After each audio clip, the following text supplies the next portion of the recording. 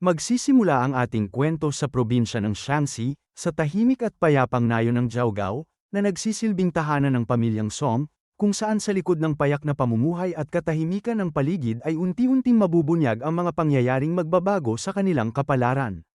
At mula sa loob nito ay makikita ang mga taong nagsasanay, abala sa kanilang disiplina at paghasa ng kakayahan, habang ang tunog ng bawat galaw at paghinga ay umaalingaw sa paligid. Makikita ang lalaking ito na nakatukod ang espada sa harapan niya habang mahigpit niya itong hawak. Na tila sumisimbolo sa kanyang lakas at determinasyon, at ayon sa kwento ay sa isang maliit na nayon sa Shaanxi ay nanatiling matatag ang pamilyang Song bilang isang prestihiyosong clan sa loob ng 100 taon, pinanghahawakan ang kanilang pangalan at dangal sa kabila ng mga pagsubok na dumaan sa kanilang kasaysayan. Pinarangalan ng puting jade, ito ang ipinagmamalaki ng nayon ng Jiaogao, at sa paglipas ng panahon ay patuloy na pinatutunayan ng pinuno ng pamilyang Song ang kanyang bansag na righteous sword sa pamamagitan ng kanyang mabuting pagkatao. Matuwid na pamumuno, at walang pag-aalinlangang pagtatanggol sa dangal ng kanilang angkan. At makikita ito na ang pinuno ng pamilyang Song, ang righteous sword, si Song Bujeong. Pero may isang dahilan kung bakit nag-aalala ang pinuno, at sa kabila ng kanyang matatag na anyo at matuwid na pamumuno ay may bumabagabag sa kanyang isipan na tila unti-unting nagbabadya ng isang panganib na maaaring sumubok sa katatagan ng kanilang angkan. At makikita ang pangalawang anak ng pamilyang Song, si Song Baek. Naabala sa kanyang pagsasanay sa espada, paulit-ulit na inuulit ang bawat galaw ng may matinding pokus. Biglang may sumigaw sa kanya ng Baek Song, "Ikaw na bata ka," na umalingaw sa buong paligid at bahagyang nagpahinto sa kanyang pagsasanay, habang unti-unti niyang ibinababa ang kanyang espada at ibinaling ang kanyang tingin sa pinanggalingan ng tinig na may halong pagtataka at gulat, at tumingala siya at sinabi na ama, na may halong paggalang at bahagyang paghingal mula sa kanyang pagsasanay. Ibinaba niya ang kanyang tingin at dahan-daang sinabi na hindi ko na po kaya, na may halong pagod at bigat sa kanyang tinig, habang unti-unting humihina ang hawak niya sa espada. Sinigawan naman siya ng kanyang ama at sinabi na yan ba ang sasabihin mo bilang anak ng pamilyang Song, na may matinding bigat at awtoridad sa kanyang tinig, dahilan upang mapapikit siya ng mariin habang napangiwi ang kanyang mukha. Mula naman sa kanilang likuran ay maririnig ang tinig ng dalawang nakamasid na nagsasabi na eto na naman tayo, medyo sobra naman yan para sa isang 7 taong gulang, na may halong pag-aalala at pagkabigla sa tindi ng pagsasanay, at agad namang sumagot ang isa pa na pero wala tayong magagawa, di ba? Na tila tinatanggap na lamang ang sitwasyon kahit batid nilang mabigat ito para sa bata. At pagkatapos, makikita naman ang panganay na anak ng pamilyang Song, si Song Yang, na tahimik na nagsasanay ng kanyang espada habang nakapikit. At ilang sandali pa ay dahan-dahan niyang ibinaba ang kanyang espada habang tila may lumalabas na enerhiya mula rito. At pagkatapos ay mabilis siyang tumalon sa ere at gumawa ng sunod-sunod na hiwa sa hangin, sa gilid at sa harapan, habang ang kanyang katawan ay gumagalaw ng may kahangahangang bilis at kontrol na parabang hinahati niya ang mismong hangin sa bawat indayog ng kanyang sandata. At sinabi pa ng mga nanunood sa kanya na medyo henyo ang panganay na anak, di ba, na may halong paghanga at pagkabigla sa kanyang kakayahan. At sumagot naman ang isa na sa murang edad ay masterado na niya ang 4 emblems art ng pamilyang Song, na lalo pang nagpapatibay sa reputasyon niya bilang isang pambihirang talento ng kanilang angkan. Dagdag pa ng mga ito habang gumagawa ng pagsasanay si Song Yang na bukod pa roon, sabi nila nabasa na rin niya ang 3 classics at mga taktika sa pakikidigma. Kumpara sa panganay, kulang na kulang talaga ang pangalawang anak, kaya ang pinuno ng pamilya. Hindi na niya ito naituloy nang bigla silang sabay na napatingin sa gilid habang napasabi ang isa na nga pala, dapat tapusin niyo na yan agad. Dagdag pa ng isa na tama, kapag ipinagpatuloy niyo pa yan, darating na ang taong yun. At muling sinabi ng kanyang ama sa kanya na hindi ganyan. Nanginginig naman ang buong katawan ni Baek Song na sumagot na anong ibig mong sabihin. Sinigaw pa ng kanyang ama sa kanya na naku naman. Hindi naman ganyan. Biglang isang boses ang mapapakinggan sa gilid na sinasabi na itigil nyo na yan.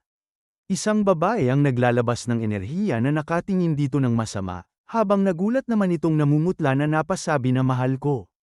Agad namang tumakbo papalapit si Song Baek papunta dito habang sinisigaw na inay. At sinabi pa nito na ibinuka ang kamay na mahal ko, kapag sige ang pag-baby nyo sa kanya ng ganyan, magiging mahina si Baek Song.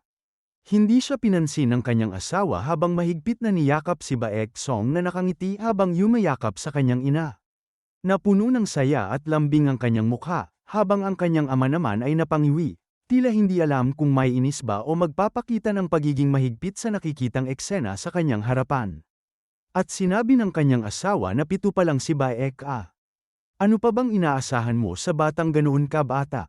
Nagmamaktul siya rito na parang aso sa sobrang init ng araw na to. Sumagot ang kanyang asawa na mahal, gayunpaman, anak ng pamilya ng mga mandirigma si Baek ah. Kailangan niya ng konting disiplina. Napangiwi ng mukha ito nang sabihin sa kanya ng kanyang asawa na o ano ngayon.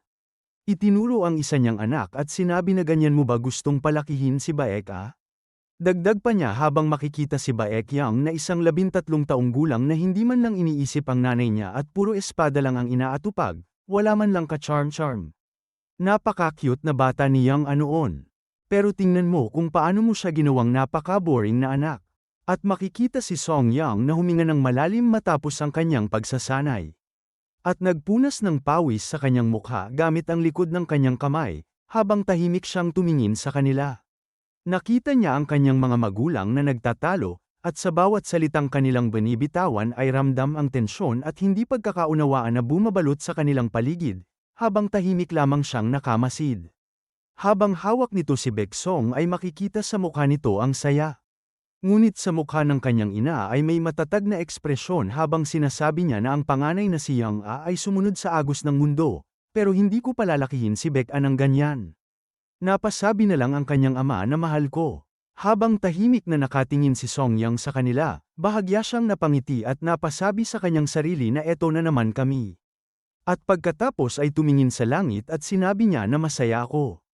At sumapit na ang gabi kung saan makikita ang malakas na pagbuhos ng ulan habang kumikidlat ng sunod-sunod at umaalingaw ang kulog sa kalangitan. Na para bang sumasalamin sa mabigat na damdaming bumabalot sa buong paligid. Mula sa loob ng gusali ay makikita si Song Bojeong na tahimik na pinagmamasdan ang labas, habang ang malamlam na liwanag mula sa loob ay tumatama sa kanyang mukha at ang malakas na ulan sa labas ay patuloy na bumabagsak. At napasabi pa ito ng bakit biglang umulan? Habang patuloy niyang pinagmamasdan ang malakas na pagbuhos ng ulan sa labas ay napasabi pa siya na mukhang hindi titigil ang ulan na ito agad. At kung magpapatuloy ito ay mukhang kailangang kanselahin ang training bukas, kung pagtitrainingin ko sila sa ulan. Bigla namang naalala niya ang sinabi ng kanyang asawa na paano kung sipunin ang bata, na may halong pag-aalala at pag-aalinlangan sa kanyang tinig? Dahilan upang mapapikit na lamang siya sandali habang iniisip ang sitwasyon at ang posibleng epekto ng malakas na ulan. Sa kalagayan ng kanilang anak, na napasabi pa siya sa isip na magiging magulo ito.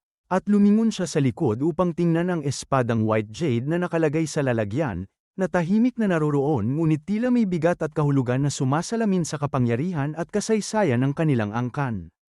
At sinabi pa niya habang nakatingin dito na sa totoo lang, hindi makatarungan na si Baek A lang ang sisihin.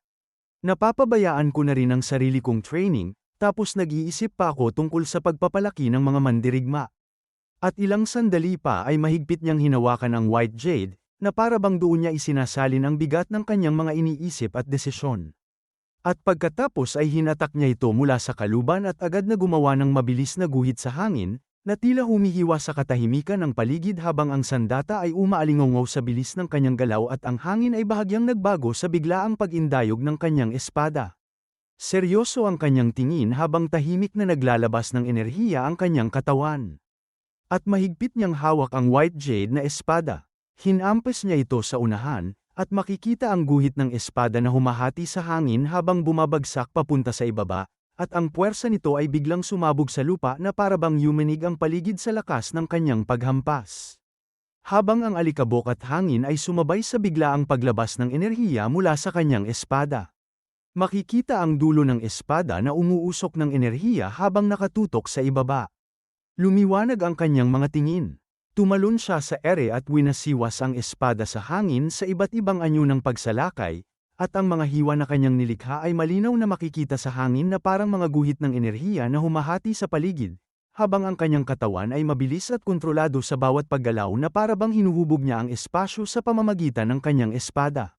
Habang ginagawa niya ito, makikita ang panganay niyang anak sa labas na nakapayong habang pinapanood siya.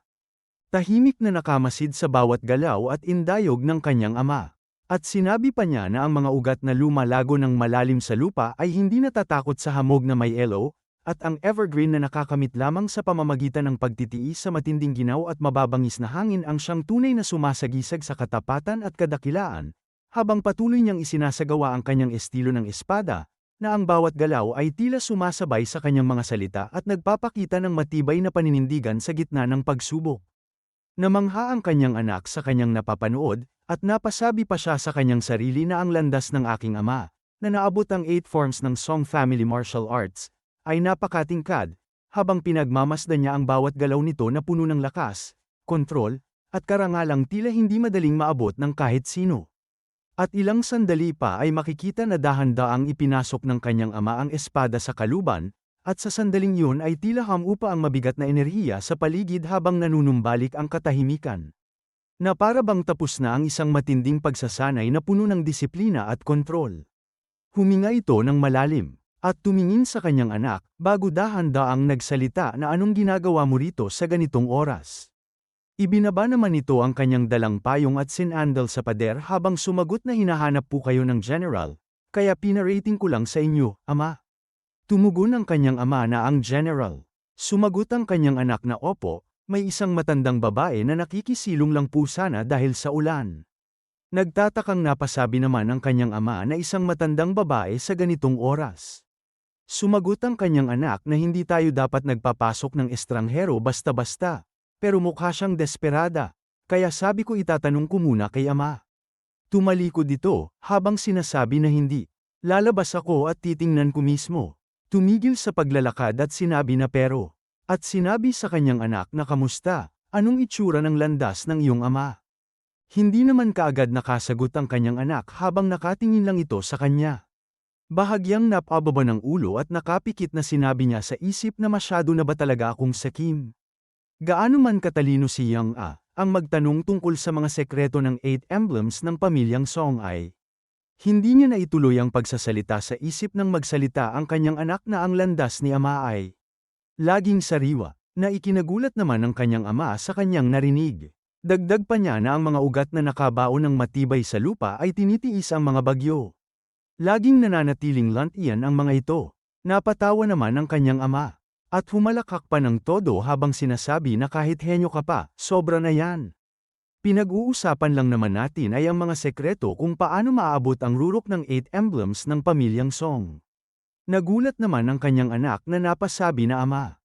Anong ibig sabihin nito? Bigla namang hinagis sa kanya ang white jade ng kanyang ama na agad namang nasalo niya ito, habang sinasabi ng kanyang ama na kunin mo ito. Lumingon ito sa kanya at sinabi na simula bukas. Mag-ensayo ka na gamit ang white jade sword. Handa ka na. Sumagot ang kanyang anak na pero ang pinuno lang ng pamilya ang pwedeng humawak ng white jade sword. Habang nagtataka pa din ang kanyang anak, sinasabi pa niya na isa lang itong magandang espada. Ang matalas na espada ay dapat mapunta sa taong marunong gumamit nito ng tama. Habang naglalakad na ito papalayo sinasabi pa sa kanyang anak na maganda ang mood ko ngayon, kaya ibibigay ko na muna sa kawawang matanda ang master bedroom. At ilang sandali pa, makikita si Song Bujeong sa tarangkahan, na sinasabi niya sa harap ng nakakubang matanda na Hwajong Temple. Nakahawak sa tungkod ito na sumagot na gusto ko sanang mag-alay ng parangal sa Buddha. Ang anak ko ang pinakamabait na anak sa lahat. Dagdag pa nito sa kanya na kinaladkad siya sa gyera at bumalik na isang bangkay na walang ulo. Kailangan kong magdasal na makalimutan na niya ang hangal niyang ina para magkaroon naman ako ng dangal pagharap ko sa kanya sa kabilang buhay. At makikita si Song Bujeong na nakatingin ng mariin sa kanya. Ang kanyang mga mata ay puno ng pagsusuri at bahagyang pagdududa, na para bang tinitimbang niya ang tunay na intensyon ng kanyang kaharap habang nananatiling tahimik ngunit alerto sa anumang maaaring mangyari. Tumalikod siya habang tumingin sa matanda na sinasabi na tuloy po kayo. Ihahanda ko ang kwarto nyo, tungkol naman sa Hwajong Temple. Magpapadala ako ng kasama nyo papunta roon pagbukas ng liwanag bukas. Sumagot naman ang matanda sa kanya na naku, napakabait nyo naman sa kawawang matandang tulad ko. Habang nakatalikod siya sinabi pa ng matanda sa kanya na dahil sa dami ng inyong mabuting gawa, Siguradong kalat na ang magandang reputasyon ng pinuno ng pamilyang Song sa buong Shaanxi. Napalingon si Song Bujeong nang sabihin pa ng matanda na naniwala ako sa mga usap-usapan na mabuti ang iyong pagkatao. Bigla siyang sinumpit ng matanda habang sinasabi na kung ganyan ang iyong karakter, na madali mong tinatalikuran ng isang kawawang matanda, at pagkatapos, mapapakinggan ang ungol sa malakas na ulan. Agad na napaluhod si Song Bujeong habang naiinis na sinabi na anong ginagawa mo. Sumagot naman ang matanda na sinasabi ko lang na dapat tayong maghanda. Lumiliwanag ang mga mata ng matanda na masayang sinabi pa na itinuturing kayong sekta sa probinsya, pero kabilang kayo sa top 3 sa buong lalawigan ng Shaanxi. Magiging problema kung lalampas ka sa inaasahan ko. Habang mabilis niyang hiniwa ang ulo nito sinasabi niya na masyado pang maaga para mamatay ako. Gamulong sa lupa ang kalahati ng ulo ng matanda. At pagkatapos, agad niyang itinarak ang espada sa lupa upang masuportahan ang kanyang katawan, habang siya'y napasukan ng dugo, halatang labis ang pinsalang kanyang tinamo. At nangangalit ang kanyang mga ngipin habang nanginginig sa galit, mariin niyang sinabi, ikaw nakasuklam-suklam na matanda ka. Nagulat siya ng isang boses na kanyang napakinggan na sinasabi na pakiusap, huwag mo nang pilitin ang sarili mo, Master Song. Mula sa nahating ulo makikita ang isang kamay na humawak dito na sinasabi pa na dahil nalasan ka ng 7 Treasures Rejuvenation Powder, habang gumagalaw ka, lalong magiging masakit ito. At isang tao ang dahan-daang lumalabas mula sa loob ng matandang babae. Makikita naman ang matinding gulat sa mga mata ni Song Bujeong nang makita niya yon, na para bang hindi niya inaasahan ang biglaang paglitaw ng taong yon. At napasigaw pa siya habang pinapaikot ang braso nito, na sino ka ba? Sumagot ito sa kanya na may halaga pa ba kung sino ako? Dumila ito habang naglalabas ng laway na masayang sinabi pa na tutal, mauubos na ang pamilyang Song ngayong araw. Agad na sumugod si Song Bujeong at malakas na sinigaw na tumahimik ka. Nakangising sinabi naman ito sa kanya na sinabi ko na sayo na huwag kang magmadali. At dahan-dahan niyang pinahaba ang kanyang mga kuko, at sa bawat paglawak nito ay kitang-kita ang nakakakilabot na talas. Na para bang anumang sandali ay maaari itong maging sandata. At sa isang mabilis na pagtusok ni Song Bujeong, agad itong naharaang ng kalaban gamit ang kanyang sandata, at sa sandaling nagtagpo ang kanilang lakas, makikita ang matinding impact sa ere. At lalo pa niyang idiniin ang kanyang espada laban sa mahahaba nitong kuko, habang bakas sa kanyang mukha ang inis at matinding determinasyon, na para bang sinusubukan niyang basagin ang depensa ng kalaban sa pamamagitan ng puro lakas at presyon ng kanyang sandata. Ngunit sa hindi niya inaasahan, unti-unting nahihiwa nito ang kanyang espada.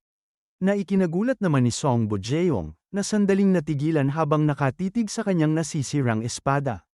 Agad siyang dumistansya, mabilis na umatras palayo upang muling makakuha ng tamang distansya, habang ang kanyang mga mata ay nananatiling nakatutok sa kalaban. Napasabi pa siya sa isip habang makikita ang bakas ng pagkahiwa sa kanyang espada na unti-unti na akong nanghihina. Dagdag pa niya habang makikita ang kanyang espada na walang metal sa central planes na sapat ang lakas para kainin ang bakal. Ang martial skill na yan ay sigurado, Blood Demon Technique. Sinabi naman ng kanyang kalaban habang nakangisi na nakakainis ang pagmumukha na bilib talaga ako sa iyo, Master Song.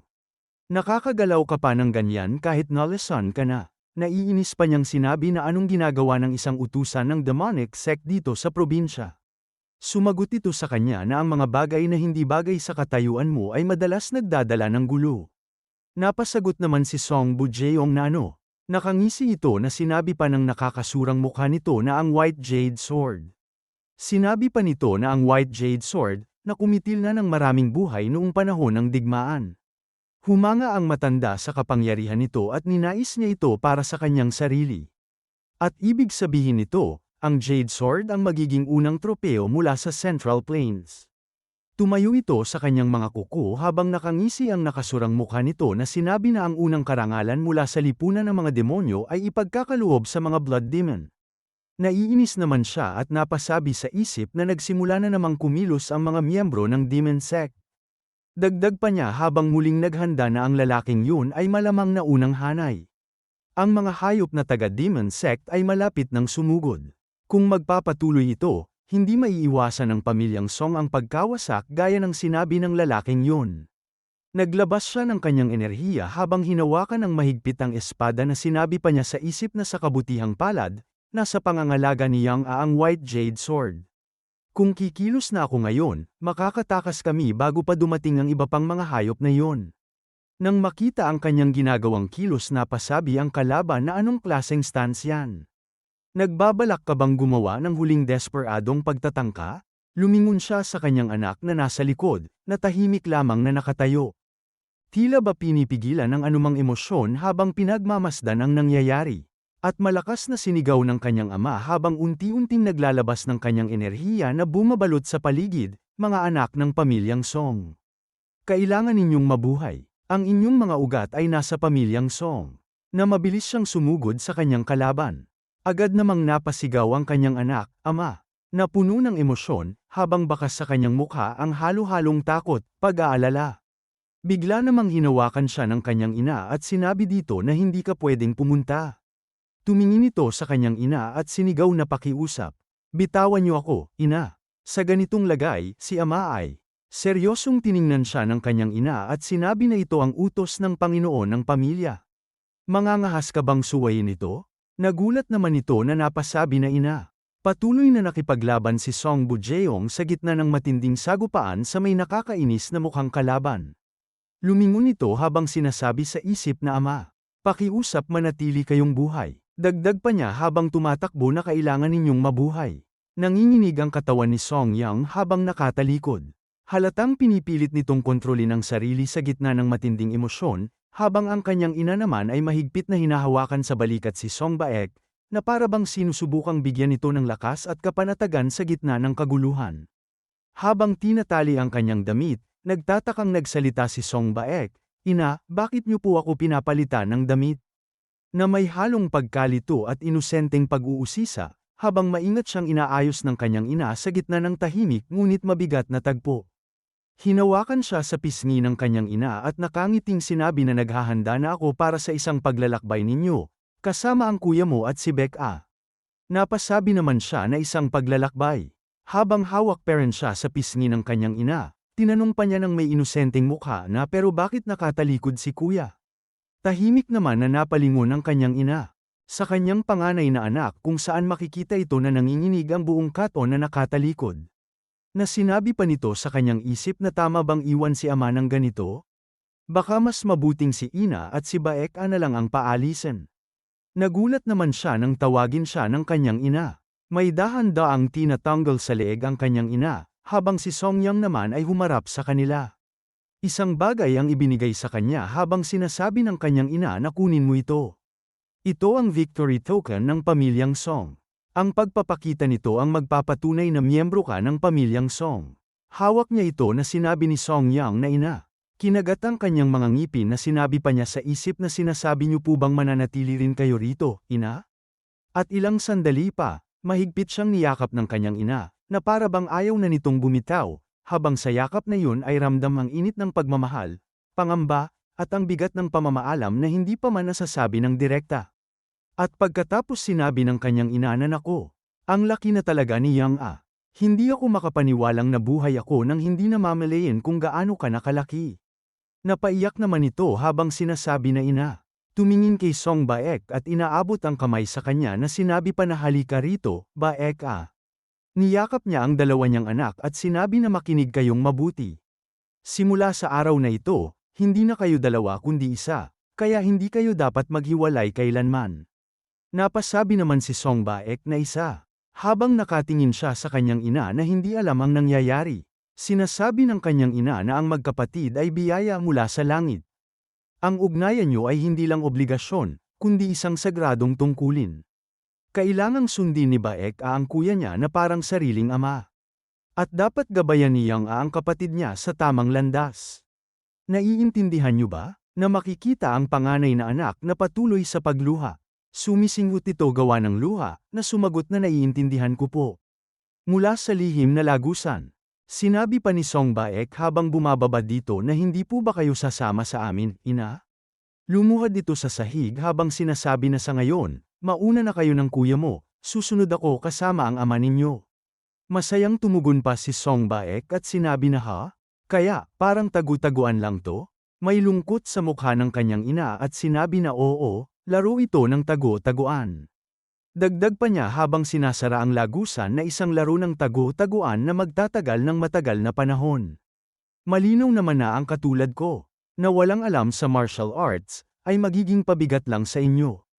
Ito ang pinakamabuting opsyon, at makikita na inurong niya rin ang kama upang tabunan ang pintuan ng lagusan. Dagdag pa niya habang makikita ang magkapatid na naglalakad sa ilalim ng lagusan na kailangan ninyong mabuhay. Ngumiti ang kanilang ina na bahagyang pag-aalala na sinabi pa niya na taimtim kong ipinapanalangin ang inyong kaligayahan. Habang napasandal sa kama sinabi pa niya na sana nagawa ko ng tama. Lord Song, at makikita ang kasama nila sa bahay ay malakas na sumigaw na anong klaseng mga hayop kayo. Ang mga kalaban ay tuluyang nakapasok sa loob ng gusali, walang awang pinapaslang ang mga tao ng pamilyang Song, na nagdulot ng matinding takot at kaguluhan habang ang bawat sulok ay napupuno ng sigawan, pagkalito, at desperadong pagtatangkang makaligtas. Habang nasa loob siya ng silid, unti-unting nabalot ng mapulang kulay ang mga pader, na para bang sumasalamin sa nagaganap na karahasan sa labas. Habang patuloy na umaalingaw-ngaw ang mga sigaw ng mga tao, puno ng takot, sakit, at desperasyon, na lalo pang nagpapabigat sa kanyang dibdib at isipan. At pagkatapos, makikita ang isang espada na nakatusok sa lupa, tahimik ngunit tila may dalang bigat ng naganap na labanan. Puno na ng dugo ang buong damit ni Song Bujeong habang siya'y napaluhod, ang kanyang katawan ay mabigat at sugatan, ngunit sa kabila nito ay pilit pa rin niyang pinananatili ang kanyang katatagan, na para bang hindi pa siya handang. Tuluyang bumagsak sa gitna ng laban. Nakangisi naman ang nakakainis na mukha ng kalaban na sinabi sa kanya na nakakatagal ka pa rin pala, Master Song. Ngayon lang ako nakaharap ng taong nakatagal sa Blood Demon technique ko ng ganito katagal. Lumaki ang isang mata nito na naiinis na sinabi sa kanya na pero. Nagsisimula na akong mabagot, ibigay mo na ang White Jade Sword. Pagkatapos, hahayaan kitang mamatay ng walang sakit. Habang mahigpit niyang hinahawakan ang kanyang espada, at sa kanyang isipan ay marahang na itanong. Nagtagumpay kaya ang mga bata na makalabas ng ligtas? Dahan-dahan siyang tumatayo habang sinasabi sa may nakakainis na mukha na kalaban na sa kabutihang palad, tila hindi pa pinababayaan ng langit ang pamilyang Song. Seryoso siyang tumingin dito at sinabi pa na tatapusin ko na ito. Ngumisi naman ang walang hiyang may pangit na mukha na sinabi sa kanya na hehe. Ganun pa man, kailangan kong aminin na kahanga-hanga ang yabang ng Orthodox sect. Matapos malason ng sabay ng 7 Treasures Rejuvenation Powder at ng Blood Demon Technique. Muling naghanda si Song Bujeong. Marahang tumayo mula sa kanyang pagkakaluhod habang unti-unting naglalabas ng enerhiya ang kanyang katawan, na tila ba muling binubuo ang kanyang lakas at determinasyon upang harapin ang susunod na yugto ng laban sa kabila ng kanyang mga sugat. At ilang sandali pa, mariin siyang tumingin sa kalaban, ang kanyang mga mata ay puno ng malamig na determinasyon, at agad na napansin ito ng pangit, na bigla ang natigilan sa takot at pagkabigla, halatang hindi inaasahan ang tindi ng presensyang ibinibigay ni Song Bujeong. Sa isang mabilis at eksaktong galaw, dumaan ang kanyang espada sa katawan ng kalaban, at sa sandaling iyon ay tila huminto ang hangin habang makikita ang bakas ng hiwa na iniwan nito sa ere at sa katawan ng pangit, na nagdala ng matinding katahimikan matapos ang biglaang atake. Makikita ang katawan ni Pangit na nahiwa na napasabi pa ito na paanong naging posible ito. At ilang sandali pa makikita ang katawan ng walang hiyang Pangit na sumabog sa dami ng tama na inabot sa ating bida habang siya ay nakatalikod dito. Umaagos naman ang dugo sa ilong niya habang sinasabi sa kanyang isip na isang swerte na ang mga lason mula sa 7 Treasures Rejuvenation Powder at sa Blood Demon Technique ay magkasalungat. Salamat sa enerhiya na kumukulo dahil sa lason, kumalma ito. Dagdag pa niya na pero, wala na akong masyadong oras. Napalaki naman ang mata siya nang may nagsalita na tunay nga. Ang martial arts ng pamilyang Song ay kasing tanyag ng kanilang reputasyon. Agad siyang napalingon nang marinig yun, sabay na nanlaki ang kanyang mga mata sa gulat. Mula sa bubong, may isang boses na malamig at may bahid ng panghahamon ang narinig, na ang Blood Demon ay itinuturing na medyo malakas. Dagdag pa nito na pero paano kung ang 12 ghosts ng Demonic Society na ang maging kalaban nyo? At dito na po nagtatapos ang unang kabanata.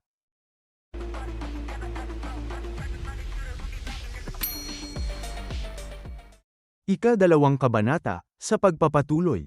Sinasabi ng nasa unahan na pinuno na matapos ang pagkatalo sa digmaan.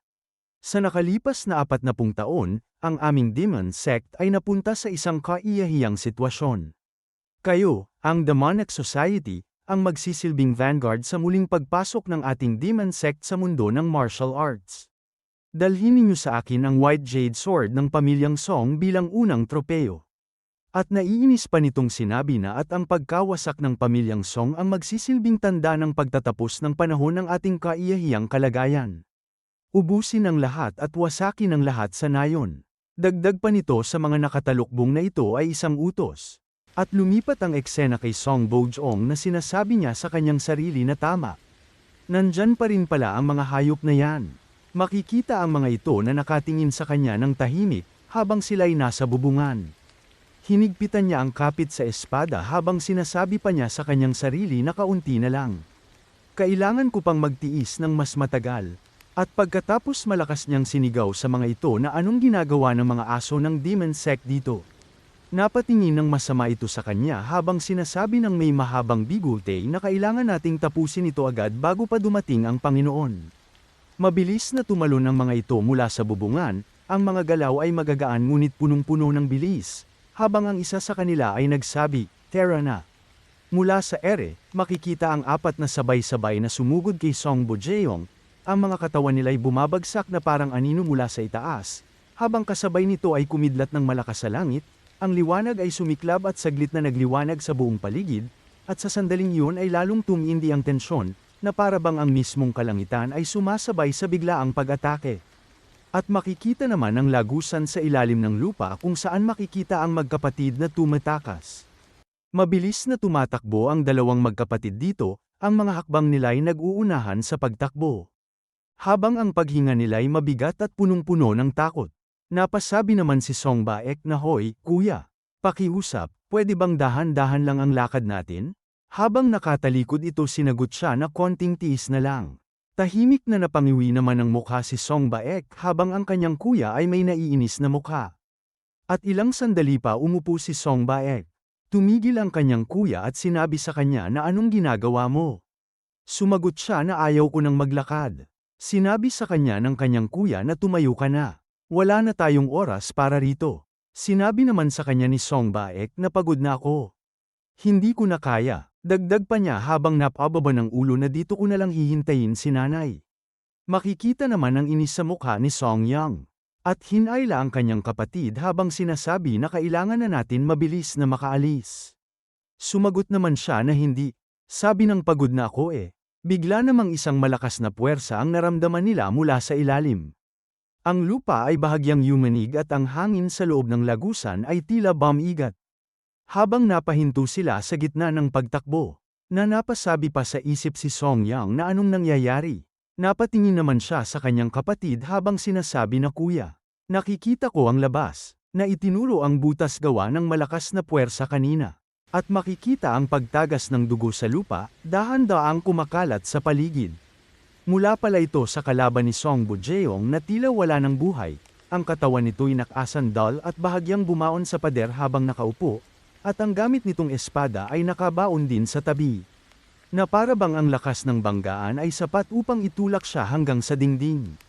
At makikita rin ang isang kalaban na nakamaskara na nakahandusay sa lupa, ang katawan ay puno ng dugo at tila wala ng lakas na kumilos, habang ang maskara nito'y bahagyang natabingi, at sa paligid ay makikita ang bakas ng matinding sagupaan. At isang kalaban na naman ang mabilis na tumalon sa ere, at kasabay nito'y malakas niyang sinisigaw, Song Bojong. Dagdag pa nito, habang nasa ere at buong lakas nitong ibabato ang hawak na bakal na bola kay Song Bojong, sabay sigaw ng, "Mamatay ka." Malakas namang sinalubong ni Song Bojong ang bakal na bola sa pamamagitan ng bigla at matalim na pagwasiwas ng kanyang espada, at sa sandaling magtagpo ang talam at bakal ay umalingaw ang matinis na tunog ng banggaan, kasabay ng pagliyab ng mga kislap sa hangin habang ang puwersa ng impact ay kumalat sa paligid, at ang kanyang tindig ay nanatiling matatag kahit ramdam ang bigat ng atake. At makikita ang bowlang bakal na nagkabitak, ang mga bitak ay mabilis na kumalat sa buong ibabaw nito. Habang ikinagulat naman ng kalaban ang nangyari, saglit siyang natigilan sa ere, ang mga matay bahagyang lumaki sa hindi inaasahang pangyayari. Agad namang hamampas ng espada si Song Bojeong, mabilis at eksaktong galaw, at makikita ang tila hiwa sa hangin na dumiretso papunta sa braso ng kalaban. Naputol ang braso nitong may hawak na bakal na bola, at sa sandaling iyon ay bumulwak ang matinding reaksyon ng kalaban habang napasigaw ito ng sakit. Mula sa likod nito, isang babaeng kalaban naman ang tumalon sa ere, mabilis at puno ng puwersa, pasugad kay Song Bojeong habang sinasabi ng may malamig na determinasyon, pilit ka pa ring lumalaban kahit na mamamatay ka na. At sa isang mabilis na galaw, dumiretso ito kay Song Bojeong habang nakatayo lamang siya. Ang bilis ng paglapit ay parang kidlat na humihiwa sa hangin, at sa sandaling iyon ay ramdam ang biglaang pagtaas ng tensyon. Habang hinahanda nito ang dalawang espadang hawak niya, mariin niyang itinaas ang mga ito sa parehong panig, ang talam ay kumikislap sa liwanag habang umiigting ang hangin sa paligid, at sinabi pa niya ng may malamig na kumpiyansa, hindi sikat ang mga lalaking sobrang kulit. Bigla naman itong nagulat, napalaki ang mga mata habang biglang nagbago ang sitwasyon sa harap niya.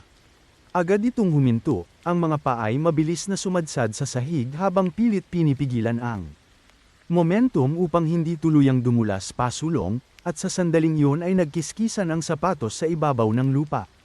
Huminto ito habang nakikita ang paglabas ng enerhiya ni Song Bojeong, ang liwanag at puwersa ay unti-unting kumakalat sa paligid niya, at sa sandaling iyon ay tila kinabahan ang kalaban.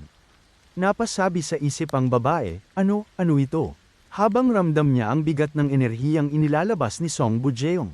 Dagdag pa nito na makikita ang mukha niya na nagkulay itim na malalim na ang paghinga na sigurado akong malapit na siyang mamatay. Ang enerhiya niya ay lalo pang lumawak, gumagapang sa lupa na parang mga ugat na kumakalat sa ilalim ng sahig, at sa bawat paglawak nito ay tila bumibigat ang hangin sa paligid, na parang hinihigop ang sigla at galaw ng sinumang naroroon. Napatigil ang babae, ramdam ang matinding pressure na bumabalot sa kanya, at sinabi pa niya sa isip, itong nakaka-pressure na aura na ito. Nagulat naman ang babae nang may mapakinggan na boses na mga hangal. Binalaan ko na kayo na si Song Bojeong ay hindi madaling kalaban. Agad itong lumingon sa bubong, ang mga matay mabilis na hinanap ang pinanggagalingan ng boses, at nakita niya ang isang tao na naroon, nakatayo sa bubungan, at tahimik na nagmamasid sa buong eksena. At nang makita ng babaeng iyon ang nasa bubungan, agad siyang napasigaw, aking Panginoon. At habang makikita ito na may peklat sa mukha, sinabi pa nito na umalis na kayo, mga mandirigma ng Demon Sect. At sa likuran ng bagong dating na lalaki, may mga aninong mabilis na tumalon sa ere, sunod-sunod at sabay-sabay ang galaw. Na parang isang grupo ng mga bihasang mandirigma na sumasaklaw sa paligid. Ang mga ito ay may hawak na mga kadena, at sa isang sabay-sabay na galaw ay inihagis nila ito pasulong, diretso patungo sa kanilang target. Ang mga kadena ay humiwa sa hangin, kumakalansing habang mabilis na lumalapit, na para bang sinadyang ikulong at pigilan ang anumang galaw ng sinumang tatamaan. Makikita ang mukha niyang seryoso. At pagkatapos malakas niyang sinigaw sa mga ito na ang lugar na ito ay magsisilbi itong libingan niyo. At isang malakas na was-iwas ng espada ang pinakawalan niya. Ang talam ay kumislap sa hangin habang bumalot ang puwersa sa paligid niya. At sa sandaling tumama ang hiwa ay nagkaputol-putol ang mga kadena na papalapit sa kanya. Ang hiwa sa hangin ay dumiretso patungo sa mga asasin na naghagis ng mga kadena, mabilis at matalim na parang hindi kayang pigilan, at sa sandaling tumama ito ay isa sa kanila ang tinamaan. Agad na naputol ang kamay nito. Lumiliwanag ang mga mata niya habang ang enerhiya ay tila lalo pang umiigting sa paligid niya, at buong tapang niyang sinabi, walang makakatakas. Kahit isa sa inyo, at makikita ang mga asasin na nasa ere, na tinamaan ng malakas na pagwasiwas ng espada. At sa sobrang lakas ng puwersa ay nagkaputol-putol ang kanilang mga anyo habang bumabagsak sa lupa, kasabay ng pagkalat ng kanilang kagamitan at pagyanig ng paligid dahil sa tindi ng atake. Bahagyang napaatras ang babae habang napasabi sa isip nang makita ito na hindi maaari. Ganito ba kalakas ang martial arts ni Song Bojeong? Nakarinig na ako ng mga chismis. Pero hindi ko akalaing ganito pala yun. Bigla namang napunta sa tabi niya ang Panginoon niya. Ang presensya ay biglang sumulpot na parang hangin, habang tumatawa ito at sinabing, pinaglalaroan lang pala niya tayo. Agad namang napatingin sa kanya ang babae, ang mga matay puno ng gulat at pagkalito, at nauutal niyang nasabi na ano. Habang naglakad ito, papunta sa labanan at hinahatak ang espada sa likuran niya, napasabi ang babae na aking Panginoon. Kung mabibigyan niyo lang kami ng kaunti pang oras, gagawin namin ang, hindi na naituloy niya ito nang sabihin sa kanya nito na tingnan natin kung gaano ka nakahusay. Aking matandang kaibigan, nagulat naman ang babae sa kanyang narinig at napasabi na lang sa kanyang isip na anong pinagsasabi niya. Makikita na patuloy na nagwawasiwas ng espada si Song Bujeong. Ang bawat galaw ay mabilis at eksakto, habang ang mga hiwa sa hangin ay kumikislap at bumabagsak sa paligid niya. Kasabay nito, maririnig ang mga umuungol na kalaban na pilit na lumalaban o umaatres, ang ilan ay nahihirapan sa presyong dulot ng kanyang lakas. Lumiliwanag ang kanyang mga mata na sinasabi pa sa isip na kaunti na lang, kaunti pa. Napalaki naman ang kanyang mga mata nang may nagsalita na pati ikaw ay napako pa rin sa 8th rank, mabilis na sumusugod ito. Ang katawan ay humahati sa hangin habang ang malaki nitong espada ay nakatutok diretso kay Song Bujeong. Kumikislap sa liwanag ng labanan. Agad namang bumaling si Song Bujeong nang tingin dito. Mabilis niyang hinarang ang malakas na paghampas ng espada nito, at sa sandaling magtagpo ang kanilang sandata ay umalingaw-ngaw ang matinis na tunog ng banggaan, kasabay ng pagkalat ng mga kislap ng talam sa hangin na parang alon ng liwanag. Habang nakapirmi ang kanilang puwersa sa gitna ng sagupaan, makikita ang kalaban na nakangisi sa kanya. Tila may kumpiyansang sinusubok ang tibay ng depensa ni Song Bujeong. Dagdag pa nitong sinabi sa kanya na matagal na tayong hindi nagkita, Song Bujeong. Nagulat naman siya at napasabi na ikaw, bakit? Nakangising sumagot ito sa kanya na well, sabihin na lang nating hindi ito dahil sa personal na galit. Dagdag pa nito habang malakas na winasiwas nito ang kanyang espada na hindi ka pa naman nauubusan ng lakas, di ba, Song Bujeong? Ngunit napaatras siya sa ginawa niyang iyon na napaungol ng sakit. At isang mabilis na hiwa sa hangin ang makikita, humahawi sa paligid na parang manipis ngunit matalim na puwersa. Dumadaloy diretso sa ere habang nag-iiwan ng banayad na pagyanig sa hangin. Natahimik ang mga ito sa kanilang napapanood na may gulat sa mukha. At napasabi pa ang mga ito nang makita ang mabilis na palitan ng paghampas ng espada ni Song Bujeong at ng kalaban, hindi ito kapanipaniwala. Napalaki ng mata ang babae na napasabi pa na bakit ang Panginoon ay gumagamit ng kaparehong martial arts ng taong yun. At makikita na nagkatinginan sila, ang hangin sa pagitan nila ay tila biglang tumigil, habang nakangisi ang kalaban kay Song Bujeong na parabang may kumpiyansa pa rin sa kabila ng mabilis na palitan nila ng atake. At muling nagsimula ang kanilang bakbakan, at sa bawat pagtama ng talam ay kumikislap ang hangin na parang mga bituin na sumasabog sa paligid nila. At sinabi pa nito sa kanya na kahanga-hanga pa rin ang martial arts ng inyong pamilyang Song. Naiinis naman siyang tumugon na paano mo nakuha ang kapal ng mukhang banggitin yan matapos mong tumakas. Ngumisi ito at sinabi na oo, gaya ng sabi mo, isa lamang akong takas. Dagdag pa nito habang makikita ang kanyang espada ay unti-unting nahihiwa ng espada nito na una sa lahat, ang isang malusog na pine tree ay may halaga lamang kung ito ay nananatiling malusog. Nagulat siya na napasabi sa isip na ang tinamaan niya ay ang lugar kung saan humina na. Nakangisi ito sa kanya habang malapit ng maputol ang kanyang espada na sinasabi pa na alam mong ang mga teknik ng pamilya Song ay hindi kumpleto kung wala ang white jade. At ilang sandali pa, makikita na nahiwa ang kanyang espada kasabay ng kanyang kamay. At nang makita yon ni Song Baek, napasigaw siya mula sa butas, hindi. Tila napansin siya nito. At agad na napatingin sa direksyon ng pinanggalingan ng sigaw, ang tingin ay matalim at maingat, habang saglit na huminto ang kilos sa gitna ng tensyon.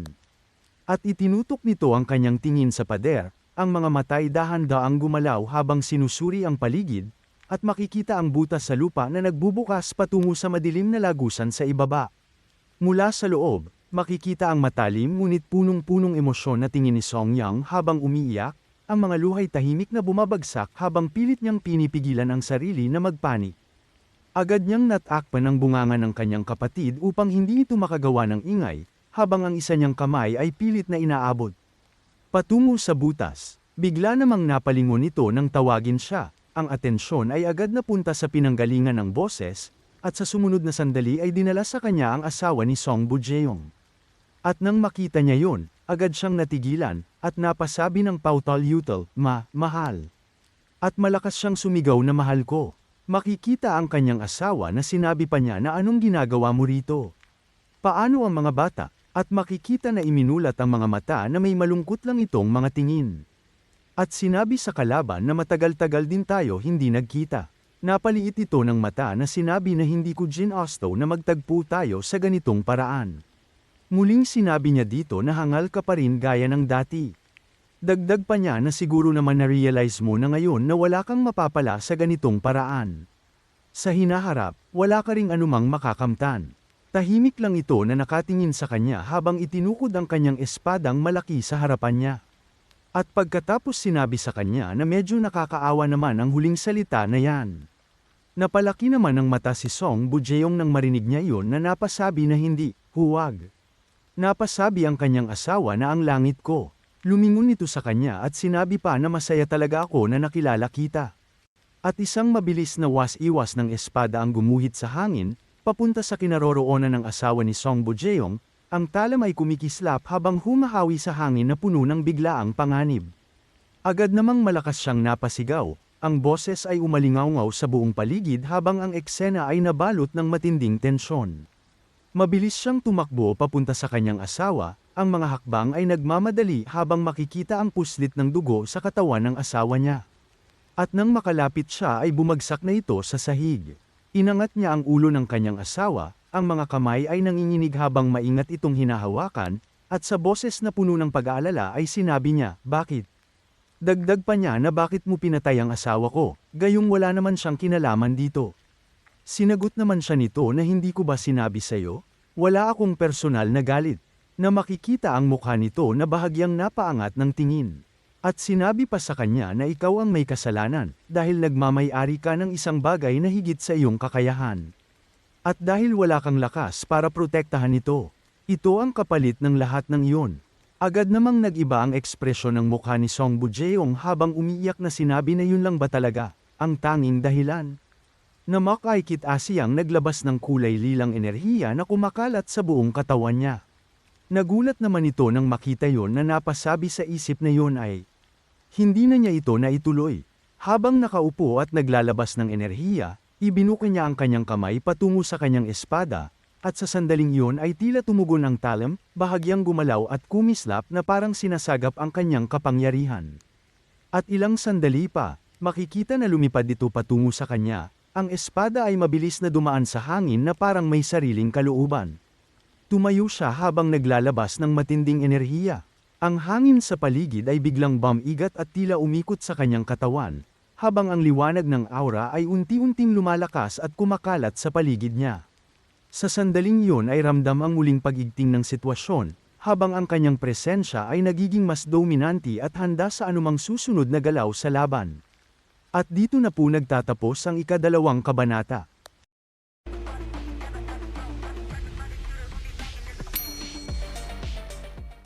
Ika-3 kabanata, sa pagpapatuloy. Habang naglalabas ng matinding enerhiya si Song Bujeong, napasabi ang kanyang kalaban sa isip, Shadowless Strike. Isang pinnacle technique na magagawa lamang sa ika-9 na antas ng martial arts ng pamilyang Song. Dagdag pa nito sa kanyang isip, posible kayang dahil sa kanyang galit nagawa niyang lampasan ang harang. Saglit siyang napaisip, habang pinagmamasdan ang patuloy na pagtaas ng enerhiya ni Song Bujeong. At pagkatapos, pumikit na sinabi nito na una sa lahat, natatakot ako na ang iyong teknik ay hindi man lang makakadapo sa akin. Na iminulat ang kanyang mata na tumingin sa kanya. Mabilis na sumugod si Song Bujeong, ang katawan ay parang kidlat sa bilis habang hinahawi ang hangin sa kanyang pag-atake, at malakas niyang sinigaw na manahimik ka. At ilang sandali pa ay makikita ang malakas na pagsabog sa hangin, ang puwersa ay kumalat sa buong paligid na parang alon, habang ang lupa at hangin ay sabay na umalingaw sa tindi ng banggaan, at sa sandaling iyon ay tila natabunan ang lahat ng tunog ng isang malakas at mapagpasyang pagputok ng enerhiya. At ilang sandali pa, makikita ang kanyang kamay na bahagyang nanginginig habang mahigpit na hawak ang espada, nakatutok ito sa kalaban. Hindi pala umabot ang kanyang espada sa kalaban, ang talam ay huminto sa hangin na tila may humaharang na hindi nakikita, at sa sandaling iyon ay nagsalita ang kalaban ng may malamig na kumpiyansa, sinabi ko na sayo, hindi aabot sa akin ang teknik mo. Mabilis palang natalian siya ng mga kalaban, ang mga kadena ay bigla na lang sumulpot at kumapit sa kanyang katawan. Mahigpit na bumalot sa kanyang katawan, na para bang sinamantala ang isang iglap ng pagkakataon. Naiinis na sinabi naman niya na balang araw, ang mga anak ng pamilyang Song ang pupugat sa ulo mo. Tumalon sa ere ang kalaban, ang katawan ay umangat na parang lilipad habang itinaas ang espada para sa malakas na paghampas, at sa gitna ng galaw ay sinabi pa nito ng may malamig na, "Kumpiyansa, aabangan ko yan." Isang malakas na hiwa sa hangin ang makikita, mabilis at mabigat ang dating, na tumama kay Song Bujeong, at sa sandaling yun ay napaatras siya habang ang dugo niya ay tumalsik sa hangin, sumabay sa bigat ng impact. Ang dugo niya ay kumalat sa sahig, unti-unting bumuo ng madilim na bakas malapit sa paanan ng kalaban. Napahawi ng buhok ang kalaban habang nakatingin kay Song Bujeong. Ang tingin ay malamig at mabigat, at sinabi niya ng mahina ngunit puno ng diin. "Hindi ko gustong pagbayaran ang sugat na ito sa ganitong paraan." Bigla namang napalingon siya nang may isang alagad niyang mabilis na dumating, hingal at nagmamadali, habang sinisigaw, "Panginoon!" Tinanong niya ito at sinabi, "Ano yun?" Agad namang sumagot ang alagad, "Ito po ay..." Sa malakas na tinig sinabi pa na nakakita kami ng isang lihim na lagusan. Napasabi naman ito na isang lihim na lagusan? Naiisip niya ang magkapatid noong tumingin siya kanina sa butas na napasabi sa isip na sa katunayan. Hindi masayang magbayad ng utang sa ganitong paraan. Napangisi ito at sinabi pa sa isip na kaya pala kanina. Ang mga yon ay tiyak na ang mga anak ni Song Bujeong. At pagkatapos, sinabi nito sa kanyang alagad na babalik na tayo. Agad na tumugon ang kanyang alagad na tayong lahat, at sinabi ng babae mula sa gilid na anong ibig mong sabihin. Dagdag pa nito na malinaw na tumakas ang mga anak ng pamilyang Song dala ang White Jade Sword at ang Secret Manual. Kapag nalaman ng mga nakakataas na hinayaan lang natin silang makatakas. Bigla namang sinabi sa kanya nito na alam mo naman na ang White Jade Sword at ang martial arts ng pamilyang Song ay mga dahilan lang, di ba? Napautalutal na napasabi ang babae na pipero. Ngumiti ito at sinabi pa sa babae na sa simula pa lang, wala na akong intensyong sundin ang mga luho ng mga matatandang yon. Nakatingin ang babae sa kanya at sinabi na hindi mananahimik ang mga elder tungkol dito. Malakas namang tumawa ito at sinabi na para malasap ang ligaya. 10 taon mula ngayon, kailangan mong magtiis ng ganoon Kat Indi. Tahimik na pinagmamasdan siya ng babae habang naglalakad papalayo. Ang mga mata niya'y nakasunod sa bawat hakbang, puno ng iniisip at hindi mabasang emosyon. At sa kanyang isip, tahimik niyang naitanong, ano ba talagang pinaplano mo? At mula sa malayo, makikita ang nasusunog na manor ng mga Song, ang apoy ay nagliliyab sa buong istruktura habang ang makapal na usok ay pumapaitaas sa kalangitan, nag-iiwan ng pulang anino sa paligid. At sa mataas na bangin ay makikita ang isang kubo. At mula sa maliit na kubo, makikita ang isang lagusan sa ilalim na bahagyang bumukas, ang takip nito'y nagkala sa biglaang paggalaw habang may umalingaw-ngaw na sigaw mula sa loob. Isang tinig ang maririnig, puno ng sakit at pagkalito, bakit mo ginawa yun? Nasasaktan si tatay, kaya bakit ka tumakas? Bakit? Sinuntok-suntok ni Song Baek ang kanyang kuya, ang mga hampas ay sunod-sunod ngunit puno ng emosyon kaysa lakas, habang mariin niyang ulit-ulit na sinasabi. Bakit? Dagdag pa niya, habang nanginginig ang boses, "Kuya, malakas ka naman, di ba?" Saglit na bumigat ang paligid, ang galit at sakit ay halo-halong bumabalot sa eksena, habang ang mga mata ng kanyang kuya ay malamig na nakatingin sa kanya humihina sa bigat ng emosyon. At ilang sandali pa, napaluhod si Song Baek sa sahig, ang mga kamay ay bahagyang nakabagsak habang ang paghinga niya'y bumigat, at unti-unting bumagal ang kanyang galaw. Panandaliang tumahimik ang lugar, walang sigaw. Walang galaw, tanging bigat ng katahimikan at mga hindi nasasabi ang pumuno sa paligid.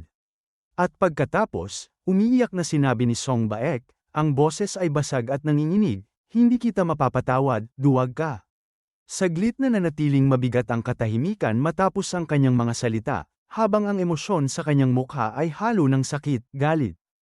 Habang umiiyak si Song Baek, marahang lumapit ang kanyang kapatid at niyakap siya, mahigpit ngunit mahinahon. Na parang sinusubukang damhin at patahanan ng bigat na nasa loob niya.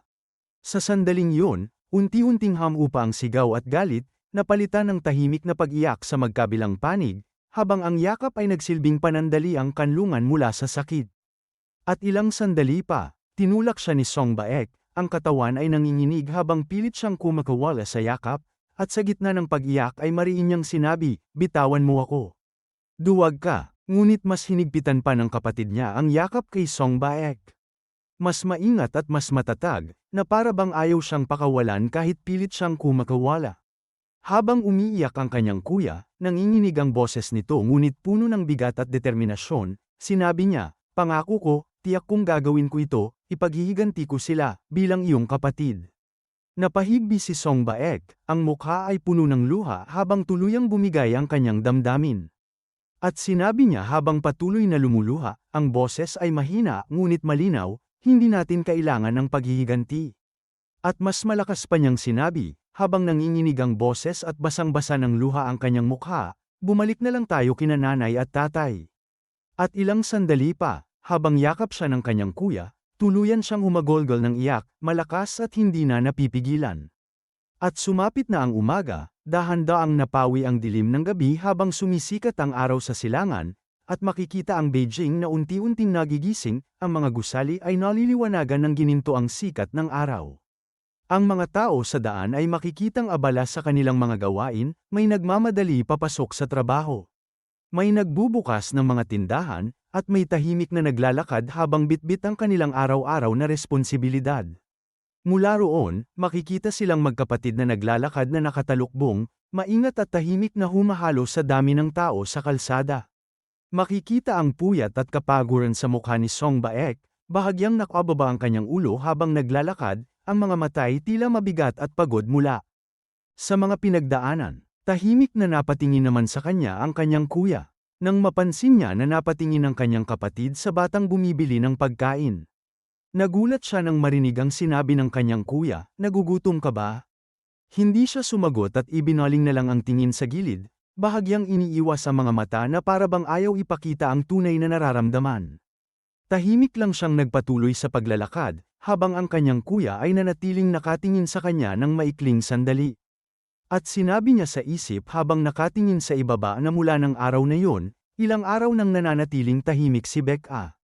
Hindi pa rin ba kumakalma ang kanyang loob? Napahinga na lang ito ng malalim at sinabi na, "Sige, huwag kang aalis dyan at maghintay ka lang dito." Nagulat naman si Baeka sa kanyang narinig. Na tumingin sa kanya ang kanyang kuya at sinabi pa na, "Kukuha lang ako ng makakain natin." Tahimik na pinagmasdan naman siya ni Baek habang unti-unti siyang papalayo, ang tingin ay mabigat at puno ng hindi masabi na damdamin. Gusto sana niyang magsalita, ngunit parang may bumara sa kanyang lalamunan, hindi niya mahanap ang tamang salita o lakas para tawagin pa ito. Makikita ang kanyang kamay na nanginginig habang napasabi na lang siya sa isip na hindi. "Kuya, huwag mo akong iwang mag-isa. Hindi ko kailangang kumain, manatili ka lang sa tabi ko." Dagdag pa niya, habang papalayo ang kanyang kuya, mahina ngunit puno ng emosyon niyang nasabi, "Huwag mo akong iwan." Napasabi na naman ang kanyang kuya sa kanyang sarili na hindi kita iiwan. Makikita si Song-a na may nag-aalalang mukha. Ang mga mata ay nakatutok sa kanyang kuya habang ito'y papalayo. At tahimik niyang itinikom ng mahigpit ang kanyang kamay, ang mga daliri kumuyam na parang pinipigilan ang sarili sa pag-abot. At sinabi pa niya habang nakatayo, ang boses ay mahina ngunit puno ng pag-aasam, "Kuya, bumalik ka agad." At ilang sandali pa, makikita ang kanyang kuya na biglang binuhusan ng tubig. Ang malamig na likido ay bumuhos sa kanya habang siya'y natigilan, at may isang taong sumigaw ng galit, "Umalis ka rito." Sinabi pa sa kanya ng lalaki na ano bang meron sa pulubing ito, ang aga-aga pa. "Swerte mo at hindi ka nabugbog." Habang naglalakad siya papalayo sinasabi niya na nabalitaan ko na malupit ang mga tao sa lungsod na ito, pero hindi ko akalain na ganito pala kalala. Pero sa dami ng mga taong ito, siguradong may kahit isang tao na tutulong sa amin. Dagdag pa niya habang napatingin sa kanya ng may lumiliwanag na mga mata. Ang mga tao sa sulok na maghanap pa tayo ng kaunti. Habang naglalakad siya, hindi niya agad napansin na may mga taong tahimik na sumusunod sa kanya. Ang mga hakbang ay maingat at halos hindi marinig sa ingay ng kalsada. Ngunit sa bawat liko at paghinto niya, tila nananatili ang presensya nila sa likuran, hindi masyadong malapit, ngunit sapat para maramdaman ang kakaibang bigat sa paligid, na parang may nagbabantay o naghihintay ng tamang sandali. At ilang sandali pa, napatigil siya sa paglalakad. Ang pakiramdam ng presensya sa likuran ay hindi na niya kayang balewalain. Dahan-dahan siyang lumingon, ang mga mata ay naging matalim at maingat, at sinabi niya ng may halong pag-iingat, "Anong gusto ninyo?" Nakatayo ang mga ito sa harap niya, tahimik ngunit may bigat ang presensya. At pagkatapos, sinabi sa kanya ni Kalbo na haha, "Wala lang ito, nakita ko lang na pinagtatabuyan at minamaliit ka sa maraming bahay mukhang gutom na gutom ka na. Kung sasama ka sa amin, pakakainin ka namin. Ano, payag ka ba?" Bigla naman itong may napansin sa kanya habang napawika pa na anong masasabi mo. Napansin pala nito, ang espadang nakabalot sa tela na dala niya. Napasabi naman siya sa isip na nakatingin sila ng masama sa White Jade Sword. Buti na lang at tila walang mga martial artist sa grupong ito. Mukhang mga lokal na tambay o goons lang sila. Pero, masyado silang marami. Bigla siyang tumakbo, ang mga paay mabilis na kumilos na parang kusa ng. Nagdesisyon ang katawan niya na umiwas sa panganib. Nagulat naman ang mga ito sa bigla niyang galaw, saglit na natigilan bago agad na nagkatinginan, at sa sumunod na sandali ay kumilos din sila, na para bang hindi nila hahayaang basta siya makawala. Sinabi pa ni Kalbo habang hinahabol siya na anong ginagawa niyo dyan. Hulihin niyo siya, andoon. Habang tumatakbo siya sinasabi niya sa kanyang sarili na naging kampante ako ng masyado sa pag-aakalang ligtas na kami pagkalabas ng Shaanxi Province. Ang mga banta sa amin ay hindi lang pala ang mga martial artist. Dagdag pa niya habang makikita ang mga kanto ng mga pader na kailangan ko nang madala si Becca sa lungsod ng Liaodong sa lalong madaling panahon. Na mapapakinggan pa ang mga tambay na humahabol sa kanya na doon. Bilasan niyo, mula sa malaking daan, makikita ang isang karwahe na dahan-dahang dumadaan, ang gulong nito'y mahinang kumakalansing sa kalsada habang humahawi sa abalang daloy ng lungsod. Sa paligid, ang mga tao ay bahagyang nagbibigay daan. Habang ang karwahe ay patuloy na umuusad sa gitna ng umagang ingay at paggalaw ng syudad. At isang batang babae naman ang sumilip sa bintana nito, kumikinang sa pagkamangha, habang pinagmamasdan ang abalang paligid sa labas. Nakita niya ang isang masayang mag-ama na naglalakad sa gilid ng kalsada, nakapatong sa balikat ng ama ang kanyang anak na masiglang nakatingin sa paligid. Sa tabi nila ay mga taong abala sa pagtitinda, may nag-aayos ng paninda, may tumatawag sa mga dumadaan, at may tahimik na inaasikaso ang kanilang mga pwesto. Mula sa loob ng karwahe, marahang nagsalita ang matanda sa batang babae, "Surayong, sumasandal ka ng masyado sa labas. Paano kung mahulog ka?" Napatingin sa kanya ang bata, at agad na napangiti, na sinabi sa matanda na hehe. "Sa tingin niyo po ba, kaninong disipulo ako?" Muling sinabi sa kanya ng matanda na ang batang ito, tila sabik na makita ang mundo sa labas matapos ang mahabang panahon. Ito pala ay si Master Kang Hu sa Haiyan. Napapikit pa si Master Kang Hu sa Haiyan at napasabi sa isip na sa mundo ng martial arts, gaano man ito kalawak, baka nakakabagot lang ito para sa isang batang nasa ganyang edad. Dapat ko siyang ilabas ng mas madalas para mamulat ang kanyang mga mata. Bigla siyang napamulat ng mata nang may bigla siyang naramdamang kakaiba. Agad na napasigaw ang Katsero nang makita niyang nahulog mula sa bintana ang batang babae na Miss. At sa kanyang pagbabagsakan, isang matulis na bato ang nakaabang. Napapikit na lang siya habang papalapit ang kanyang mukha sa matulis na bato, ang sandaling iyon ay tila tanggap na niya ang mangyayari. Dahan-dahan niyang iminulat ang kanyang mga mata, at sa kanyang gulat ay hindi siya tumama sa matulis na bato. Nagtataka siya kung bakit hindi siya tumama. Agad pala siyang nahawakan ng enerhiya ni Master Kang Ho sa Haiyan, isang banayad ngunit matatag na puwersa na sumalo sa kanya sa ere bago pa siya tuluyang tumama sa lupa. Sinabi pa sa kanya nito na ang mahulog sa karwahe at masugatan ng bato. Iyon ba ang ibig sabihin ng pagiging disipulo ng isang master? Napangisi naman ito na sinabi na siyempre, ibig sabihin niyan ay disipulo ako ng isang taong mabuti ang loob, na hindi hahayaang mamatay na lang ang kanyang mahal na disipulo. Napaliit ng tingin sa kanya si Master Kang Hu sa Haiyan. At ilang sandali pa tinanggal na niya ang enerhiya na kumakapit sa batang babae na sinabi pa niya na kahit papaano, kasing talas ng sa aking disipulo ang iyong dila. Napasabi naman ng babae nang nagulat na sandali lang. Master, at malakas itong bumagsak sa lupa habang nauna ang puwetan. na napasigaw pa ng sakit. Napapagpag siya ng puwet habang sinasabi na sobra naman kayo, Master. Hindi ko naman kasalanan na nahulog ako eh. Huminga ng malalim na napasabi pa na pero bakit huminto ang karwahe? Bigla naman na napalaki ang kanyang mata nang makita niya ang sanhi ng pagtigil. Nadapa pala sa unahan nila si Song Yang, yakap pa rin ang espada habang humandusay sa lupa. At makikita na mariin niyang niyayakap ang espada, ang mga kamay ay mahigpit na nakapulupot dito na para bang hindi niya ito gustong bitawan kahit siya'y nakadapa pa sa lupa. At sinabi sa kanya ng batang babae na hoy, ikaw, magpakatatag ka, dumadaing naman siya ng sakit. Dagdag pa sa kanya ng batang babae na ayos ka lang ba? Nang hihinang tumingin naman si Song Yang sa kanya. Namula ang pisngi ng batang babae na napasabi sa kanyang isip na salamat sa Diyos, humihinga ka pa, pero bakit ang gwapo-gwapo naman ng lalaking ito? Biglang bumagsak ang ulo niya nang mabilis sa lupa dahil sa sobrang pagod na napasabi pa na inay. Nagulat naman ang batang babae na mapasabi na hoy. Bumaba si Master Kang Ho sa hayan habang sinasabi niya makita lang ang mukha ng batang yan, hindi na alam ng disipulo ko ang gagawin niya.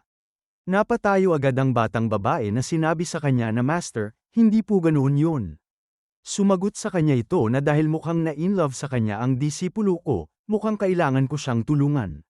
Naiinis na namumula ang mukha ng batang babae na napasabi na Master. Habang lumapit ito sa kanya at pinulsuhan na sinasabi na tumahimik ka muna. Kailangan kong suriin ang kanyang pulso. Makikita ang mukha nito na napasabi sa isip na buti na lang at tila pagod lang siya kaya siya nawala ng malay. Base sa kanyang mga kalamnan, mukha siyang anak ng isang martial artist na dumaan sa matinding pagsasanay. Bigla siyang napalaki ang mga mata nang may mapansin siya. At napasabi sa kanyang isip nang makita ito na itong espadang ito.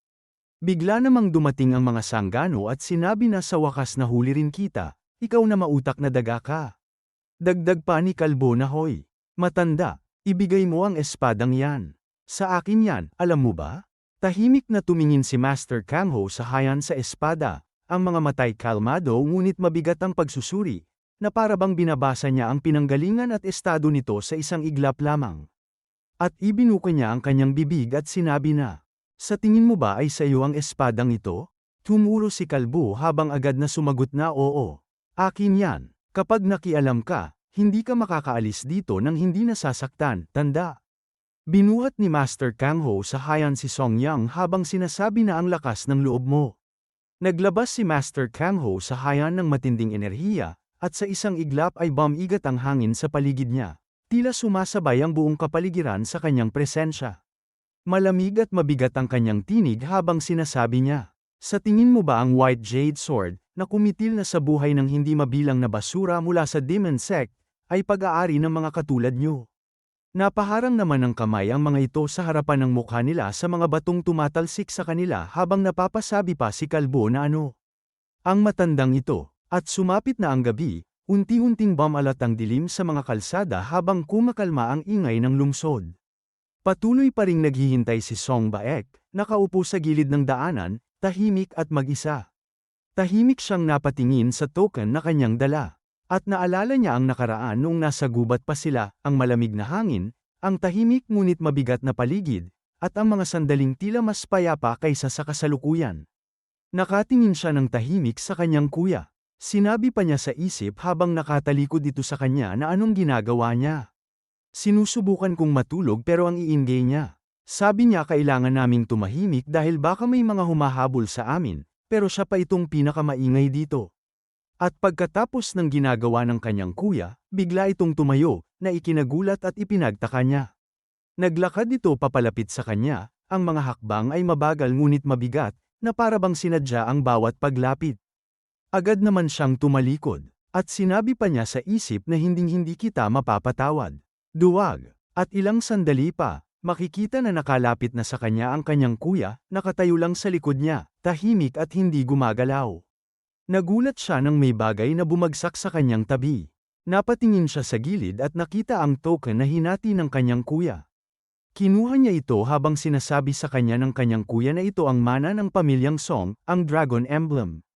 Kung sakaling magkahiwalay tayo, ito na lang ang tanging matitira sa atin. At makikita silang nakaupo sa malaking puno, magkatabi ngunit nakaharap sa magkaibang direksyon. Habang nakatingin siya sa token, sinabi ng kanyang kuya habang napatingala sa langit na hindi kita pababayaan. Napatingin naman sa kanya si Song Baek ng tahimik. Habang tumingin din sa kanya ang kanyang kuya na nakangiti. Balik sa kanya na tumutulo ang luha sa token at naiisip ang sinabi ng kanyang kuya na hinding-hindi kita iiwan. Hinding-hindi, na napahawak na lang siya ng mahigpit sa token habang umiiyak. At ilang sandali pa ay pinunasan niya ang kanyang luha gamit ang kamao. At ilang sandali pa mukhang nakapagpasya na siya at tumayo sa kanyang kinakatayuan. Huminga ng malalim, at pagkatapos ay dahan-daang naglakad palayo. Habang naglalakad siya, nakasalubong niya ang karwahe na sinasakyan ni Master Kang Hu sa Hainan. At ilang sandali pa, nag-cruise ang kanilang landas, ang isa'y naglalakad sa kalsada, at ang isa'y nasa loob ng karwahe. Napatingin naman sa gilid si Master Kang Hu sa Hainan ng tahimik. Kung saan makikita si Song Yang walang malay na nakahiga sa loob ng karwahe habang nasa tabi niya ang batang babae.